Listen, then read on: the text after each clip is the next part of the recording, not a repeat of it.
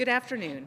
We're gathered here today on the traditional territory of the signatories of Treaty 7, and I'd like to acknowledge the Métis people of Alberta who share a deep connection and history with this land. I'm here today to call on the UCP government to stop wasting Albertans' money on reckless projects that will cause further damage to the international reputation of our energy industry and our province. Danielle Smith has made it clear she intends to move forward with a $100 million pilot project to give royalty credits to oil and gas companies to clean up wells they are already obligated to clean up, this at a time of record profits.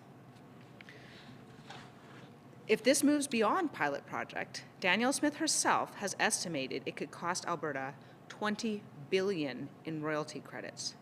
That is almost the entire annual health budget. This $20 billion handout has faced widespread criticism, and rightly so.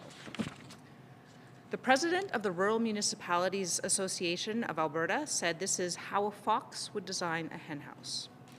Scotiabank released a scathing report saying the plan would create negative public sentiment towards our oil and gas industry, and that it, quote, goes against the core capitalist principle that private companies should accept full responsibility for the liabilities they willingly accept. Over budget and cost Albertans millions of dollars, only to find there was no evidence of wrongdoing. And of course, there's the failed war room that has attracted negative international attention and faced extensive criticism for plagiarizing logos, impersonating and attacking journalists, and popularizing children's cartoon shows. Even after the UCP's own Allen inquiry found that the war room has, quote, been damaged beyond repair and its credibility has been seriously compromised and it has faced universal criticism.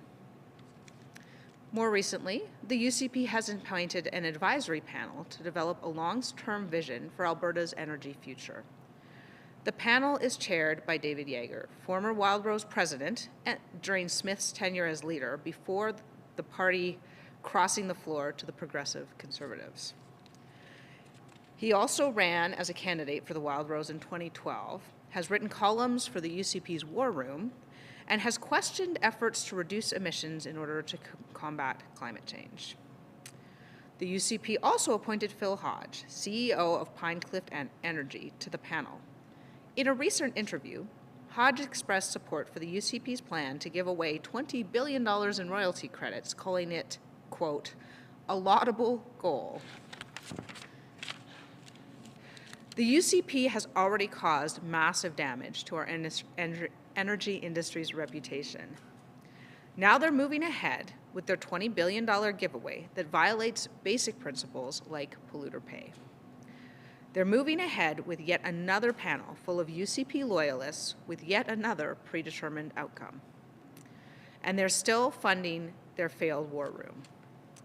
All of these moves will scare away investments and cost Albertans jobs. It's yet another example of how the UCP has the wrong priorities.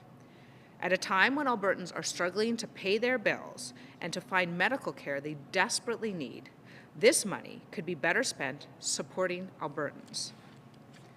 The UCP must scrap their $20 billion giveaway, end their useless panels, and shut down the failed war room in next week's budget. And they should use Albertans' money to actually help Albertans, to invest in healthcare, to help families struggling with rising cost of living. You can count on an NDP government to focus on Albertans, to help you with what you need. Thank you, and I'm happy to take your questions. Okay, we'll go to questions on the line. Just a reminder, if you're joining by phone, to press star 9, and if you're joining by Zoom, to use the raise hand function.